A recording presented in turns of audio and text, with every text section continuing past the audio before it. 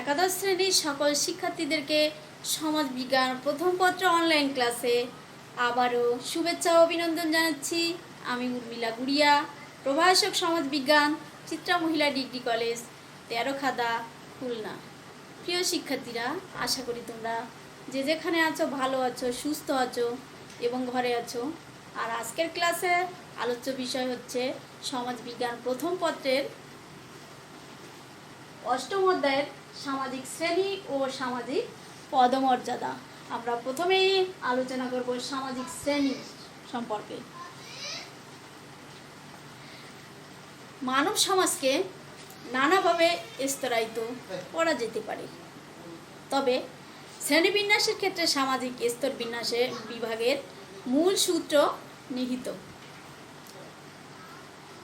আমরা মানব সমাজকে নানাভাবে স্তর বিভক্ত করা যেতে পারে বা করতে পারি, তবে শ্রেণীবিন্যাসের ক্ষেত্রেই সামাজিক স্তর বিভাগের মূল সূত্র নিহিত। তো সামাজিক শ্রেণী কাকে বলে? শ্রেণী বলতে একই আয়, একই ধরনের সুযোগ সুবিধা ভোগ করি গোষ্ঠীকে বোঝায়। তো শ্রেণী কাকে বলে? শ্রেণী বলতে একই আয়, একই ধরনের সুযোগ সুবিধা ভোগকারী গোষ্ঠীকেই বোঝায়। আর সামাজিক শ্রেণী সমূহ হচ্ছে এক একটি বাস্তব গোষ্ঠী, যাদের আইনানুগ ও ধর্মীয়ভাবে সংজ্ঞায়িত করা যায় না এবং এসব এভাবে অনুমোদিত নয়। এগুলোকে আপেক্ষিকভাবে মুক্ত, বদ্ধ নয়। এসবের ভিত্তিতে অর্থনৈতিক, কিন্তু এগুলো নিছক অর্থনৈতিক গোষ্ঠীর চেয়েও ব্যাপক। তাহলে আমরা শ্রেণী বলতে কি বুঝি? শ্রেণী বলতে একই আয়, একই ধরনের সুযোগ সুবিধা ভোগকারী গোষ্ঠীকেই বোঝায়। যারা সামাজিক শ্রেণীসমূহ হচ্ছে এক একটি বাস্তব গোষ্ঠী, যাদের আইনানুগ ও ধর্মীয়ভাবে সংজ্ঞায়িত করা যায় না এবং এসব এভাবে অনুমোদিত নয়। এগুলো আপেক্ষিকভাবে মুক্ত, বদ্ধ নয়। আবার এসবের ভিত্তিতে অর্থনৈতিক, কিন্তু এগুলো নিছক অর্থনৈতিক গোষ্ঠীর চেয়েও ব্যাপক। টিবি বটমর এর মতে সামাজিক শ্রেণী হচ্ছে কোনো আইন বা ধর্ম স্বীকৃত গোষ্ঠী নয়। তাহলে টিবি বটমরের মতে সামাজিক শ্রেণী কি? টিবি বটমরের মতে সামাজিক শ্রেণী হলো কোনো আইন বা ধর্ম স্বীকৃত গোষ্ঠী নয়। এই শ্রেণী তুলনামূলকভাবে উন্মুক্ত, বদ্ধ নয়। উচ্চ শ্রেণীতে যারা অবস্থান করেছে, এটা কোনো গোপন ব্যাপার নয়। উচ্চ শ্রেণীতে যারা অবস্থান করেছে, এটা কোনো গোপন ব্যাপার নয়। যদিও বলা হয় এটা অর্থনৈতিক দল, সামাজিক অস্তিত্বেরও এটা সচল। আবার মার্কস পরবর্তীতে অনেক মার্ক্সবাদী এবং পণ্ডিতরা সামাজিক শ্রেণীর সংজ্ঞা প্রদান করেছে। অর্থাৎ কোনো উৎপাদন সংগঠনে নিয়োজিত যে কোনো ব্যক্তিবর্গের সমষ্টি নিয়ে একটি শ্রেণী গঠিত। অনেক সময় কৃষকদেরকে একটি শ্রেণী হিসেবে আখ্যায়িত করা হয়। যেটা কতটা যুক্তিসঙ্গত তা ভাবা উচিত। তো অনেক সময় কৃষকদের একটি কি হিসেবে আখ্যায়িত করা হয়? শ্রেণী হিসেবে আখ্যায়িত করা হয়। আর সেটা কতটা যুক্তিসঙ্গত তা ভাবা উচিত। যেমন মাঠে দুজন কৃষকের মধ্যে ঝগড়া বা মারামারি হয়, তাদের মধ্যে যদি সচেতনতা বোধ থাকতো তবে তারা মারামারি করতো না। তো তাদের মধ্যে কি থাকলে তারা মারামারি করতো না? যদি তাদের মধ্যে সচেতনতা বোধ থাকতো তাহলে তারা মারামারি করতো না। সুতরাং এ ধরনের কৃষক শ্রেণীকে সমাজবিজ্ঞানের দৃষ্টিকোণ থেকে শ্রেণী হিসেবে সংজ্ঞায়িত করা যায় না। সমাজবিজ্ঞানী ড্রেসলারের মতে শ্রেণী হলো কিছু ব্যক্তির সমন্বয়ে গঠিত একটি দল যাদের মোটামুটিভাবে একই ধরনের সামাজিক অবস্থান রয়েছে এবং যেখানে উঁচু নিচু দিক দিয়ে গতিশীলতা রয়েছে। আর অধিকাংশ সমাজবিজ্ঞানী সম্ভবত উচ্চ শ্রেণী, শ্রমিক শ্রেণী এবং মধ্যবিত্ত শ্রেণীর অস্তিত্ব স্বীকার করে নিয়েছে। সমাজবিজ্ঞানী ড্রেসলারের মতে শ্রেণী কি? শ্রেণী হলো কিছু ব্যক্তির সমন্বয়ে গঠিত একটি দল যাদের মোটামুটিভাবে একই ধরনের সামাজিক অবস্থান রয়েছে এবং যেখানে উঁচু নিচু দিক দিয়ে গতিশীলতা রয়েছে। এবার আসবো আমরা শ্রেণীর বৈশিষ্ট্য। সমাজে সুনির্দিষ্ট মর্যাদার অধিকারী ব্যক্তিবর্গের সমষ্টি হচ্ছে শ্রেণী, যা গোষ্ঠীতে তাদের স্থায়ী সম্পর্ক নির্ধারণ করে। সামাজিক পরিমাপে শ্রেণীর অবস্থান মর্যাদার সাথে সম্পর্কযুক্ত। মার্কস বলেছেন, একটি শ্রেণীর জন্য কাজের ধরন, চিন্তাধারার প্রতিক্রিয়া এবং জীবনযাত্রার মান অবশ্যই প্রয়োজন, তবে বাস্তবিক পক্ষে এগুলো যথেষ্ট নয়। তো সমাজের সুনির্দিষ্ট মর্যাদার অধিকারী ব্যক্তিবর্গের সমষ্টি হলো শ্রেণী, যা গোষ্ঠীতে তাদের স্থায়ী সম্পর্ক নির্ধারণ করে। আর সামাজিক পরিমাপে শ্রেণীর অবস্থান মর্যাদার সাথে সম্পর্কযুক্ত। মার্কস কি বলেছেন? একটি শ্রেণীর জন্য কাজের ধরন, চিন্তাধারার প্রতিক্রিয়া এবং জীবনযাত্রার মান অবশ্যই প্রয়োজন, তবে বাস্তবিক পক্ষে এগুলো যথেষ্ট নয়। আর তিনি শ্রেণীর 3টি প্রধান বৈশিষ্ট্যের কথা উল্লেখ করেছেন। আর এই বৈশিষ্ট্যগুলো কি কি? এগুলো হলো, একতার সচেতনতা থাকতে হবে, অন্যান্য শ্রেণী থেকে আলাদা এরকম অনুভূতি থাকতে হবে, অন্যান্য শ্রেণীর প্রতি বৈরিতার অনুভূতি থাকবে। আবার এখন আমরা শ্রেণীর সাধারণ বৈশিষ্ট্যগুলো সম্পর্কে আলোচনা করব। এই শ্রেণীর সাধারণ বৈশিষ্ট্যগুলো কি কি? শ্রেণীর সাধারণ বৈশিষ্ট্যগুলো হলো, শ্রেণী একটি বাস্তব গোষ্ঠী।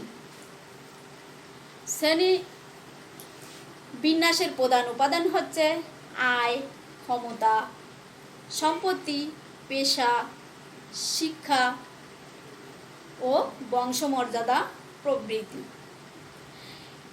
এটি মূলত অর্জিত সামাজিক অবস্থান। সামাজিক গতিশীলতা বিদ্যমান থাকে। আর হচ্ছে শ্রেণীগুলো আপেক্ষিকভাবে মুক্ত, বদ্ধ নয়। তো শ্রেণীর বৈশিষ্ট্যগুলো কি কি? সাধারণ বৈশিষ্ট্যগুলো হচ্ছে, শ্রেণী একটি বাস্তব গোষ্ঠী। আর শ্রেণী বিন্যাসের প্রধান উপাদানগুলো কি কি?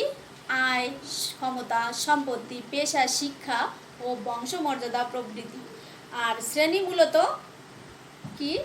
অর্জিত সামাজিক অবস্থান। আর সামাজিক গতিশীলতা বিদ্যমান থাকে শ্রেণীতে।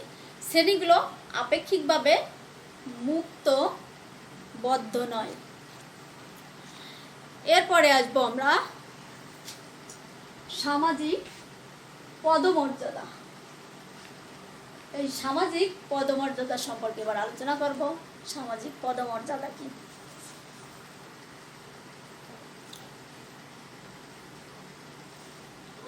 কোনো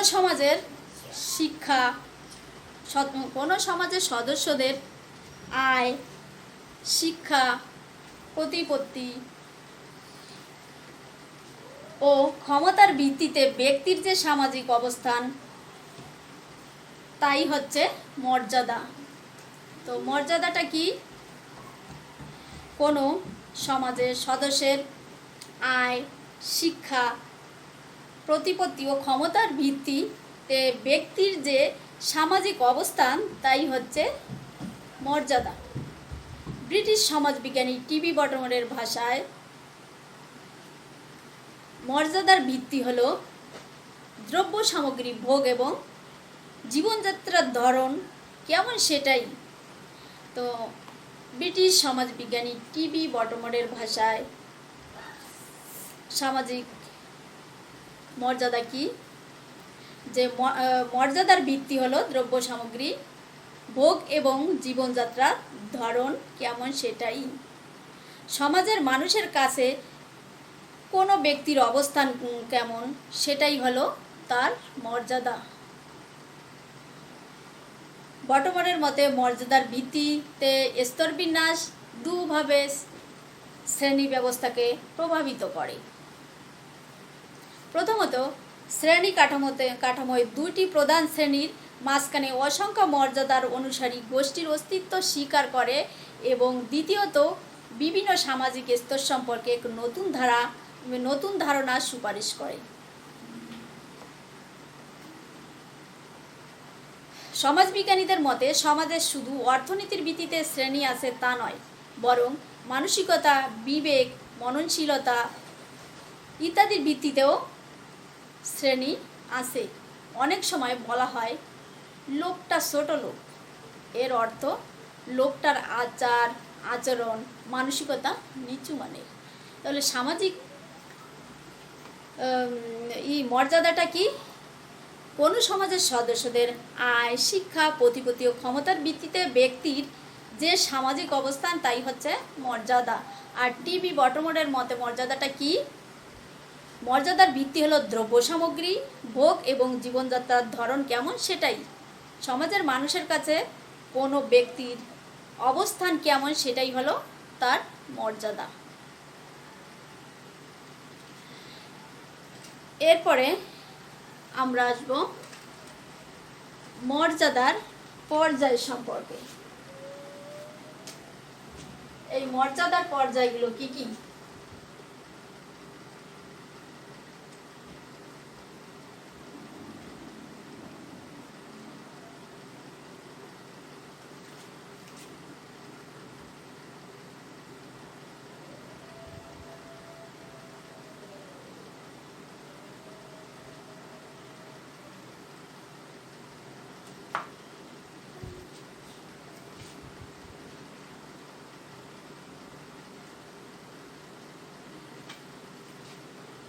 এগুলো হলো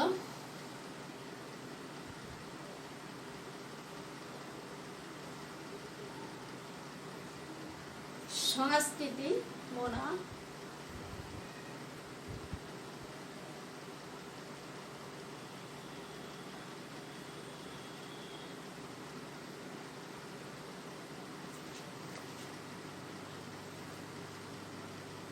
আধুনিক, মনন সম্পূর্ণ,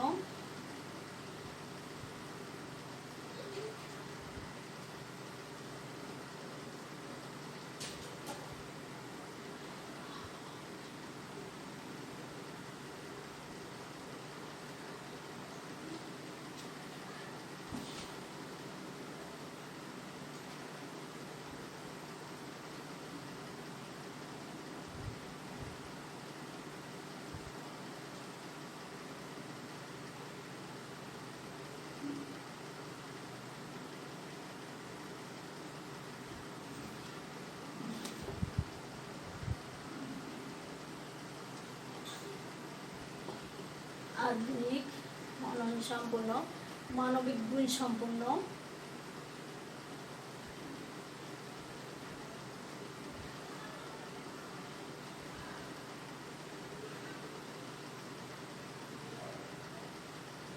মানবিক,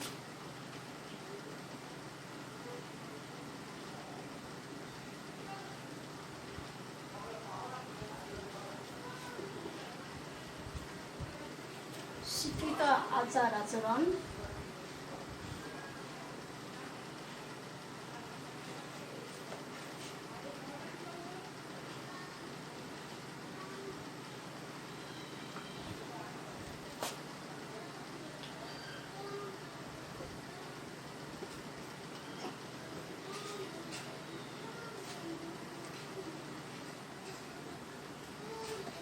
তাহলে মর্যাদার পর্যায়গুলো কি কি?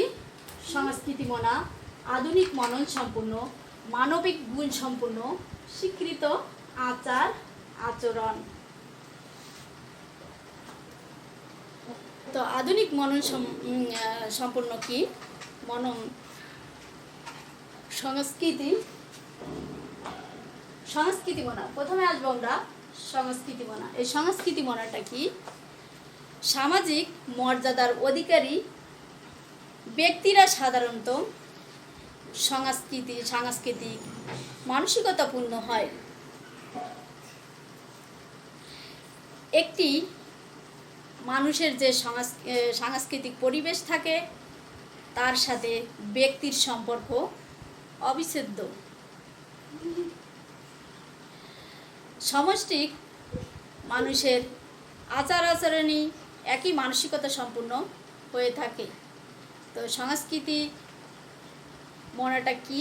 সামাজিক মর্যাদার অধিকারী ব্যক্তিরা সাধারণত সাংস্কৃতিক মানসিকতাপূর্ণ হয়। একটি মানুষের যে সাংস্কৃতিক পরিবেশ থাকে তার সাথে ব্যক্তির সম্পর্ক অবিচ্ছেদ্য। সমষ্টিক মানুষের আচার আচরণ একই মানসিকতা সম্পূর্ণ হয়ে থাকে। এরপরে আসবো আমরা আধুনিক মনন সম্পূর্ণ।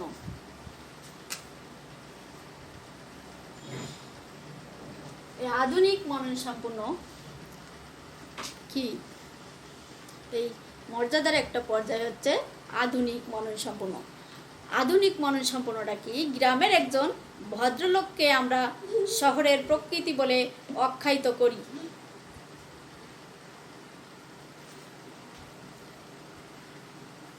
গ্রামের একজন ভদ্রলোককে আমরা কি বলে আখ্যায়িত করি? শহরের প্রকৃতি বলে আখ্যায়িত করি। তবে অসামঞ্জস্যপূর্ণ পোশাক পরিধান করলে তাকে বিকৃত মস্তিষ্কের মনে করি। একজন আধুনিক মনন সম্পন্ন মানুষ পোশাকের ব্যাপারে রুচিশীল হয়ে থাকে। তো আধুনিক মনন সম্পন্নটা কি? গ্রামের একজন ভদ্রলোককে আমরা কি বলি? শহরের প্রকৃতি বলে আখ্যায়িত করে থাকি।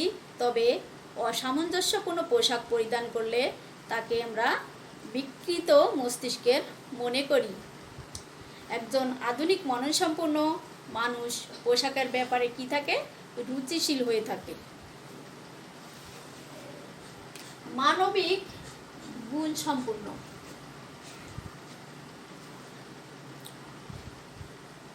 এই মানবিক গুণ সম্পন্ন সমাজের কোনো একজন ব্যক্তি যদি বিপদে পড়ে তবে তাকে সাহায্য করার জন্য মর্যাদার অধিকারী ব্যক্তি কি করে? সাহায্য প্রয়োগ করে থাকে। সামষ্টিক উন্নতির জন্য তার ভিতরে এই সকল মানবিক গুণাবলী থাকে। তো মানবিক গুণ সম্পন্নটা কি? সমাজের কোনো একজন ব্যক্তি বিপদে পড়ে তবে তাকে কি? সাহায্য করার জন্য মর্যাদার অধিকারী ব্যক্তি কি করে? সামর্থ্য প্রয়োগ করে থাকে। সামষ্টিক উন্নতির জন্য তার ভিতরে এই সকল মানবিক গুণাবলী থাকে। স্বীকৃত আচার আচরণ। এই স্বীকৃত আচার আচরণটা কি? ব্যক্তির আচার আচরণ অবশ্যই সমাজের কাছে গ্রহণযোগ্য হতে হবে। শুধু টাকা পয়সা থাকলে এই সমাজে মর্যাদার অধিকারী হওয়া যায় না, যদি না তাদের আচার আচরণ ভালো হয়। তো স্বীকৃত আচার আচরণটা কি? ব্যক্তির আচার আচরণ অবশ্যই সমাজের কাছে গ্রহণযোগ্য হতে হবে। কেবল টাকা পয়সা থাকলে সমাজে মর্যাদার অধিকারী হওয়া যায় না, যদি না তাদের আচার আচরণ ভালো হয়। তো আমরা সর্বশেষে কি বলতে পারি? যে বিষয় বৈশিষ্ট্যের ভিত্তিতে কোনো ব্যক্তিকে সমাজে একটি বিশেষ অবস্থানে গণ্য করা হয়, তাকে মর্যাদা বলে। বয়স, স্ত্রী পুরুষ, জন্ম, পেশা, পারদর্শিতার ভিত্তিতে সমাজে কোনো ব্যক্তির অবস্থানকেই মর্যাদা নামে আখ্যা দেওয়া যায়। আর এই মর্যাদা কয় প্রকার? এই মর্যাদা প্রধানত দুই প্রকার। কি কি?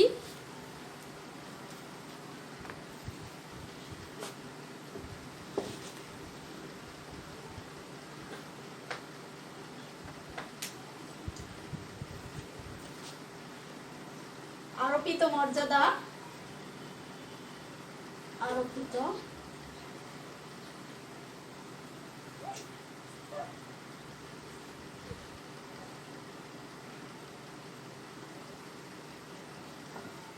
আর হচ্ছে অর্জিত মর্যাদা।